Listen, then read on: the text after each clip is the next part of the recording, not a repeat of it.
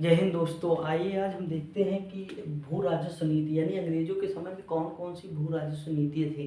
तो देखिए तीन तरह की भू राजस्व नीतियाँ थी।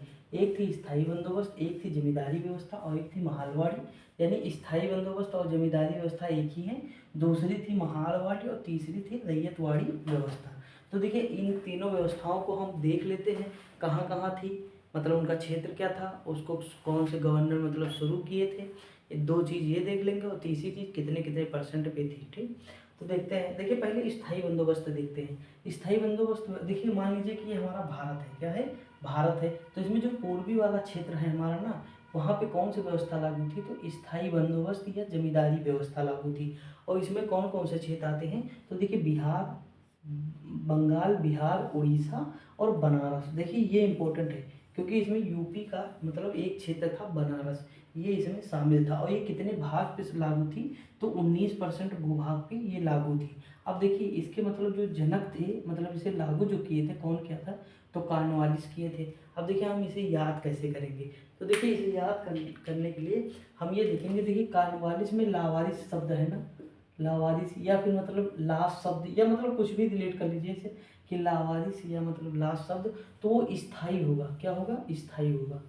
ठीक, तो इस तरह मतलब हम याद कर सकते हैं कि जो कॉर्नवालिस यानी लावारिस हमेशा स्थायी होंगे। क्या होंगे? स्थायी होंगे। तो इस तरह हम रिलेट कर लेंगे। तो स्थायी बंदोबस्त व्यवस्था है, ये कौन लागू किया था? तो कॉर्नवालिस किए थे। और कहाँ मतलब इनको मतलब जो स्थायी बंदोबस्त व्यवस्था है, इसमें जो मालिकाना हक था वो किसे प्राप्त था? तो जमींदारी को, जो जमींदार थे उन्हीं को प्राप्त था, इसलिए इसे जमींदारी व्यवस्था भी कहते थे। ठीक, ये चीज़ याद हो गया होगा आपको। और कितने परसेंट भूभाग पे लागू थी? तो 19% भूभाग पे लागू थी। कितने परसेंट भूभाग पे? तो 19% भूभाग पे लागू थी। अब देखिए ये क्यों लागू थी, इसके फायदा क्या थे, नुकसान क्या था, सकारात्मक नकारात्मक पहलू, ये अलग का विषय है। ठीक, ये हम बाद में कभी देखेंगे फिर। तो ये चीज़ मतलब आपका क्लियर हो गया होगा कि मतलब कौन सी व्यवस्था 19% भूभाग पे कौन सी व्यवस्था लागू थी? स्थायी बंदोबस्त या जमींदारी व्यवस्था। इसमें जो जमींदारी व्यवस्था क्यों कहा गया? क्योंकि इसमें जो है ज़मीन का मतलब मालिकाना हक किसके पास होता था? तो जमींदारों के पास होता था। और देखिए 10/11 भाग किसके पास होता था? तो सरकार रखती थी इतना। और 1/11 भाग कौन रखता था? तो जमींदार रखता था। कौन रखता था? जमींदार। ये भी पूछा है। और जो सूर्यास्त का नियम था लागू, वो किस व्यवस्था में लागू था? इसी व्यवस्था में सूर्यास्त का नियम भी लागू था। यानी सूर्य का जो मतलब जिस दिन मतलब निर्धारित समय पर, यानी इनको जमींदारी मतलब देनी होती थी, मतलब अंग्रेजों को या मतलब गवर्नर जनरल को। कौन? जमींदार। अगर निर्धारित समय पर मतलब शर्त को पूरी नहीं करते थे तो इनका जो है जमींदारी इनकी हाथ से चली जाती थी।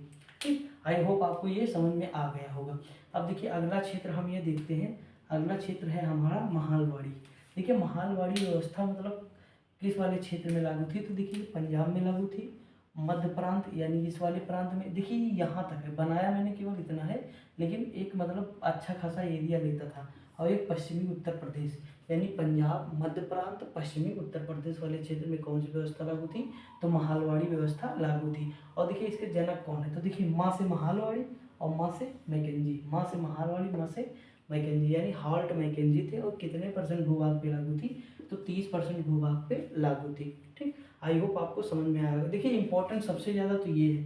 ठीक, और कभी कभी मैचिंग के लिए आ जाता है, तो इसमें मतलब ये हमें याद, देखिए कन्फ्यूजन क्रिएट करता है, इसीलिए मैंने ये टॉपिक ले लिया है कि आपका जो कन्फ्यूजन हो दूर हो जाए। आप इस तरह एक मतलब चित्र बना लीजिएगा और जिस तरह क्षेत्र मैंने लिखा है, जो जो चीज़ें लिखी हैं वो सारी नोट कर लीजिएगा। आपको भी पता है कोई क्वेश्चन देखने को मिल जाता है।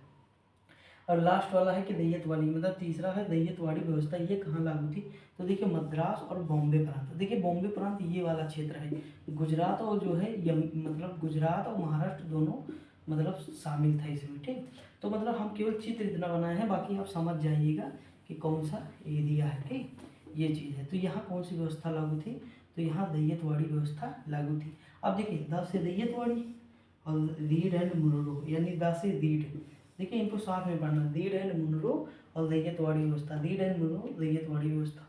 और देखिए ये कितने परसेंट भूभाग पे लागू थी? तो देखिए 19% भूभाग यहाँ था, 30% भूभाग यहाँ था, कितने 49% हो गया। अब बचा कितना? तो 51% बचा। क्योंकि कोई भी चीज़ कितने परसेंट होती है? 100% होती है। तो उसी में 100 3 भागों में इसे बांटना है। तो 51%, 19%, और 30%। तो इस तरह जो है बांटी गई थी 51, 19 और 30%। तो 51% भूभाग पे सबसे ज़्यादा, अगर पूछे कि किस भूभाग पे मतलब कौन सी व्यवस्था भारत के सबसे ज़्यादा क्षेत्र में लागू थी, तो रैयतवाड़ी जो व्यवस्था है ये सबसे ज़्यादा क्षेत्र में लागू थी। तो दोस्तों आपको समझ में आ गया होगा कि मतलब ये क्या था, मतलब इसमें क्या क्या प्रावधान थे। तो ये सारी चीज़ें मैंने डिस्कस कर दी। आई होप आपको मतलब समझ में आया होगा, और इसी तरह नोट कर लीजिएगा। और इसी तरह की वीडियो मतलब मैं बनाऊंगा जो टॉपिक मतलब कन्फ्यूजन होंगे या जहाँ से क्वेश्चन एग्जाम में आते होंगे वो मतलब चीज़ें मैं कराऊंगा। ठीक, तो मिलते हैं दूसरी वीडियो में, तब तक के लिए जय हिंद।